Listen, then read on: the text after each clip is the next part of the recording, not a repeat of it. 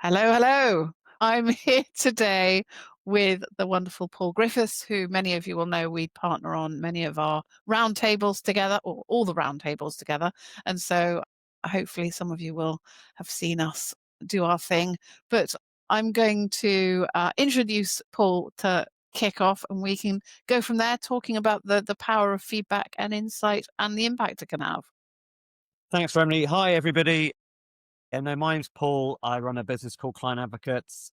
I suspect anybody on this call probably knows me already or knows of me, and I can only apologise for that in advance. The reason that Rem and I are here is that on the after our last roundtable, we had such an interest and such a kind of a flood of questions and engagements from people, basically saying, "Look, we really enjoyed what you were saying about using feedback to grow your agency. Could you do as a little special?" So the purpose of today is for Rem and I just to talk about how you can use feedback more effectively to grow your agency, your marketing agency, your insight agency. Obviously, you've done your agency benchmark report. And within that, there was quite a lot of rich data about how agencies use feedback. And I guess the starting point is to say, from your perspective, is the most powerful, the most obvious use of feedback to help grow your. The most obvious use of feedback, well, I mean, obviously improving your business off the back of what your client said is pretty powerful. And I think that's the most common area of use that when people use me to engage with their clients. But actually, the other area which is often missed is the power of insight to drive referrals or identifying new services or products. And I'm currently looking at my report now because I think that the agency improvement bit, there's about 25% of the agency owners said that that's what they used it for. But Mhm. literally things like identifying new services, it's 8%, referrals, 7%, uncovering new opportunities, 10%. So there's so many opportunities, things that are missed by agencies that they could get more from their clients to grow. What would you say? Yeah, so I think, I mean, yes, trying to that the client advocacy that I do, most of it starts from the point of an agency sitting there going, "We've got a key account, or we've got an important client, and we want to shore that relationship up. We want to make sure we're doing the best possible job we are with that relationship. So, can you go in and ask them questions and ask them all the things that we can ask them, but they might not tell us the truth, or we Mm. feel awkward about asking." So that's where it starts. Yeah, I mean, I think that's, I guess, the point of this conversation is that there are so many other uses, or that can spin out into other opportunities. Because not only, I guess, if you do that with one client, then yes, you've got stuff that you can work with the account team to help improve the relationship, improve servicing. There might be tactical things you can do on that particular account. But I think the real power of it starts to come when you do that across a number of accounts on an agency, and you start to synthesize the feedback from across a number of key accounts, because that's when you start to understand the strategic strengths and weaknesses of the agency, or where the systematic stuff, where there's opportunities. Gosh, you know what? All of our clients are saying we don't do enough of this and we should be doing more of it. So that's an upside. Or clients are going, "Actually, you're not very good at that, are you?" And you can sit there and go, "Gosh, that's something we need to think about then." Yes, yes. It's the bigger picture, sort of looking at the bigger picture off the back of all the feedback. That's one of the things that, when I worked in-house in agencies for the 18 years that I did, I used to do the client care calls and, internally, and I was a bit removed from doing the work. So I was a safer person to do it. But A, I don't think people were quite as honest as they would be if I was completely external. But also, although I got really good feedback, it was usually a reactive get Remedy in to talk to the clients because the clients are unhappy, and how we're going to deal with that one client Yeah. and then deal with that. And it was firefighting exercise as opposed to let's look at the bigger picture and what are the themes that come out. And I think that's one of the things that when I first started doing this as a full-time business, I kept going, "I can't believe how amazing it is, how many themes you get." And it's usually about 3 really obvious themes. From your happy to your unhappy clients, say the same thing. And if your clients are seeing there's an issue in your processes or onboarding or a team member, if they're seeing a crack, then it's probably massive that needs to be Yeah. fixed. So, yeah, it's getting that it's looking at the bigger picture and acting on it. And also being accountable to your clients as well. I think a lot of people say, "Oh yeah, we do feedback." It's, "Oh, what do you do with the feedback afterwards? Great that you might improve things, but have you told your clients?" Yeah, that's one thing that people go, "Oh yeah, that's a good idea." Yeah, and I think that's right. And I'm very supportive of agencies doing that kind of post project feedback. Yeah. Whether that's an online survey or it's a kind of a check in a couple of weeks afterwards to go, how did that go? What are you up to next? Not least because it's a good lead into, I think, other business and other conversations. But I think there is something about moving, the advantages and the opportunities to move feedback away from the tactical Mm, and the project related into that, as you just alluded to, that more systematic, systemic stuff that agencies can do. And from there, I mean, and I would say this, of course, I think there is huge opportunity to them to lead that into your sales and marketing and use that to feed into either as kind of inputs. What clients just said this amazing thing about us. What, maybe we could use that. Maybe we can ask their permission to use that in our marketing and in our collateral or on our website or whatever else. But also, when you're talking to clients and you're doing that systematic stuff. I mean, I used to see this back in the day at TNS. We'd go and talk to a number of clients, and it started to point us in the direction of the next offering, the next innovation, the next product. Because if you went and spoke to a load of people in one field and they all started talking about the same issue, you're like, well, it's okay, funny so that, isn't it? yeah, yeah. Oh, that's the thing we need to go away and think Yeah. about developing more of in terms Yeah. of our product and our proposition. So I think Yes. it is coming back to what we want to be talking about here. How can you use feedback to grow? That feedback should be a really, really important part of your innovation and your product development. Mm. It's not a just nice to have. The amount of time wasted coming up with new services or products or just, but the assumptions people make that, oh yeah, let's create this. That sounds great. We'd like that. Well, Yeah, actually, have you asked your clients? And I mean, it's kind of, it's such an obvious thing to do. And people think, oh, we haven't really got time for that. But how can you not have time for that? Because you could easily be wasting a huge amount of time, effort, and money yeah. putting an idea together that actually is going to be a waste of time. I mean, one of the things that I get asked for more than anything else is that they want the agencies to be more strategic and more focused on an understanding of what their business from the client's perspective is and what their goals are, so that then the agencies can actually deliver what's required and actually stop just offering things that are a waste of time, but actually get to know your clients well enough that they can deliver what's needed. And I think, but the trouble is, I think a lot of the agencies, um, A, don't charge enough for it or don't charge for it at all because the clients say, oh, no, we don't want to pay for strategy. But actually, without it, how can you're just a supplier. You need to be a trusted advisor. And with a human relationship where you can challenge, again, another thing, I'm sure you hear it too.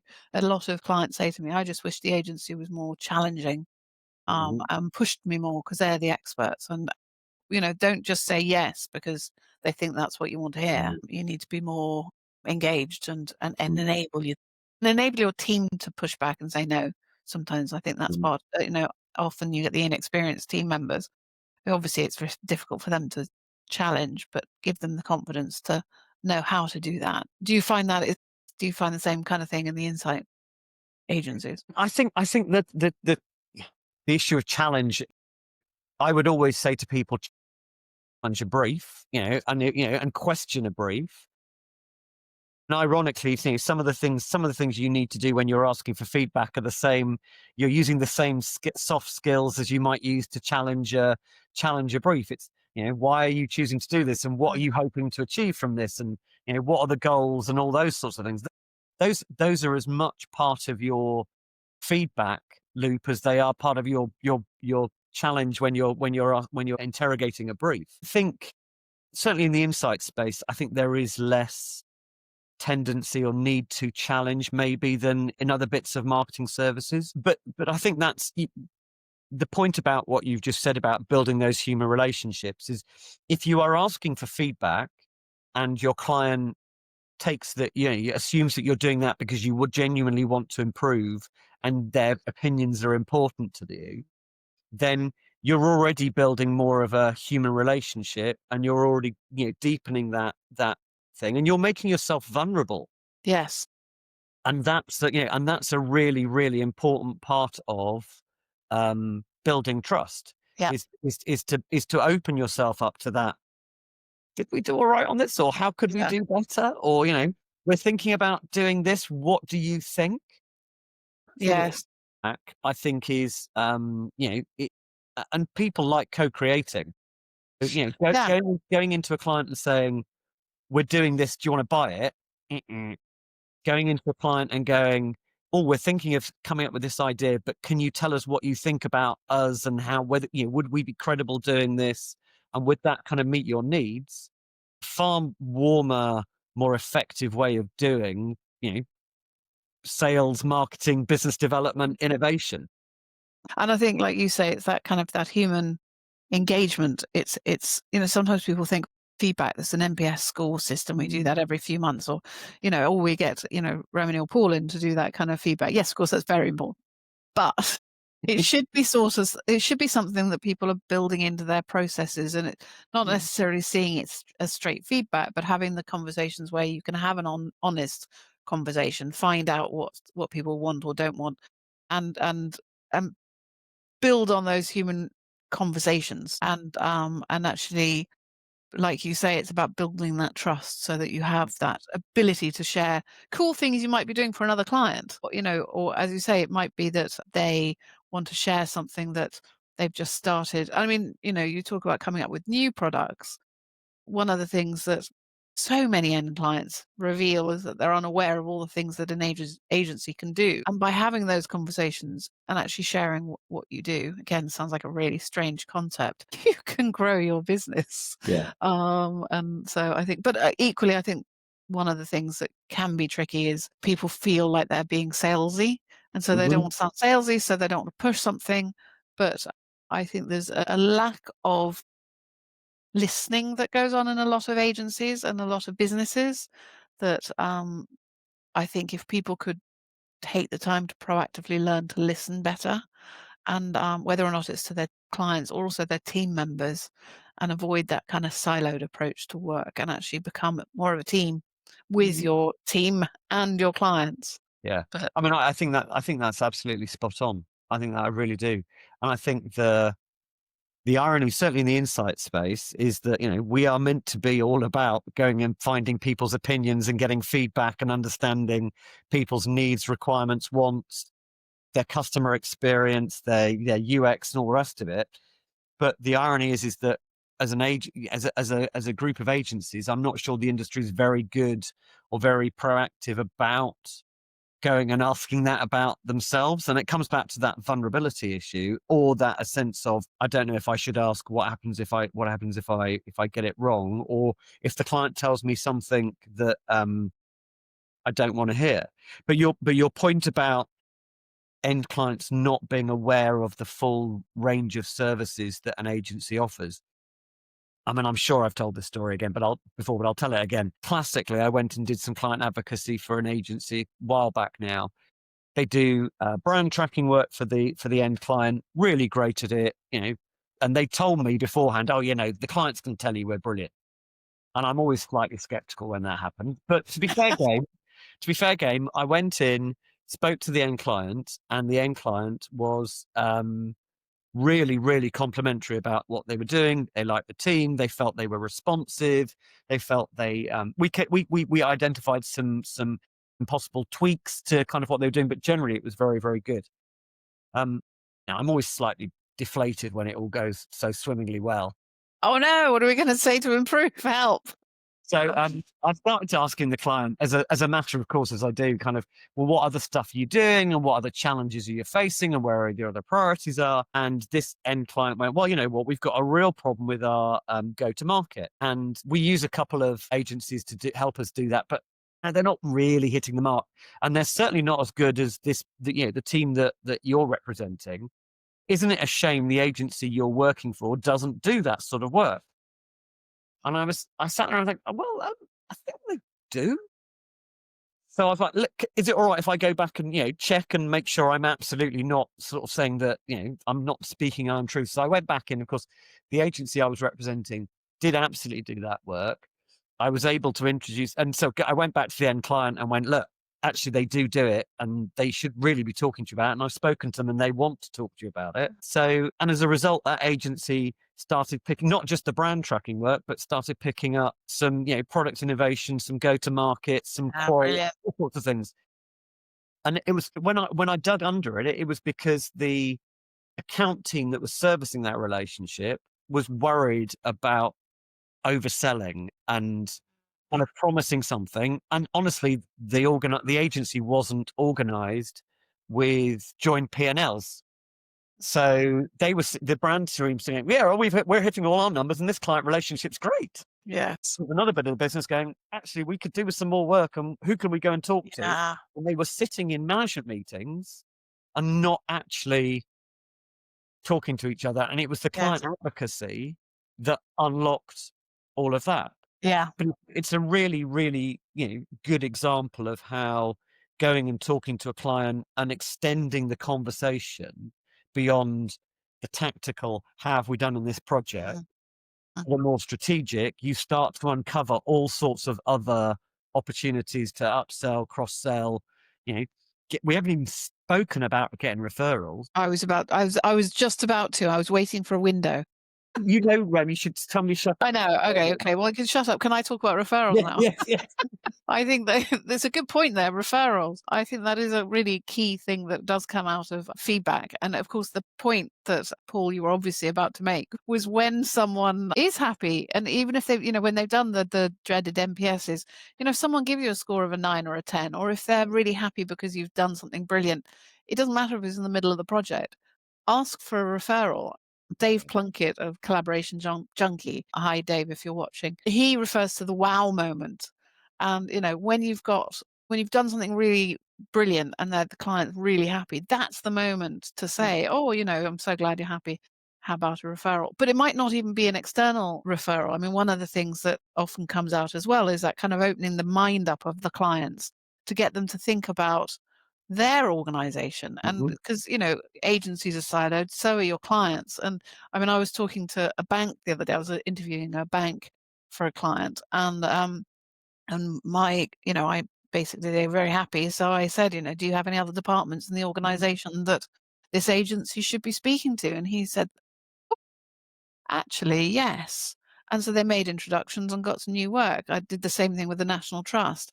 We Mhm. opened a new wing within the National Trust as a result of just by having those conversations. And so, there's so many. I mean, again, Dave talks about the ick. It's that kind of awkward, "Ooh, I don't wanna ask for a referral." But if you ask at the right time when your clients are happy, and if you've got that kind of human engaged relationship Mhm. with your clients, they should be happy to refer you Yeah. because, that's what it's all about. It's about getting the positive because your Mm. advocates want you to do well. And often, I mean, one of the things about, those client advocates is that they might be saying something that might be a little bit negative occasionally. And that's when it's easier talking to us because they don't want to seem negative. But the point of them giving that feedback that you may be afraid to hear is they want you to improve. They want you to do better. And so it's really important to have the courage to speak to your clients and do it, ongoing as part of Yeah. your process. Yeah. What's your view about the whole NPS? I'm not sure we've had this discussion. I think it's a terrible metric. I think it is overused. I think it is simplistic, and I don't think it helps organizations improve and change their customer experience. I would agree. I think the only time I do ask the question when I'm doing my interviews, I don't know if you know that, but I do ask it. But I think the numbers are often completely pointless because it depends on what happened last week, what kind of score they give. They might give you a score that they will, out of principle, they're never going to give a 9 or a 10, whatever it is. But actually, they really like you and it's really positive. Or when people, I speak to agencies who say, oh, yeah, we do MPSs every 3 months. I'm like, oh, your Mm, poor clients. But then it's the same 5 clients who respond every time. So it's actually, again, it's totally meaningless, maybe 20. But, it becomes meaningless.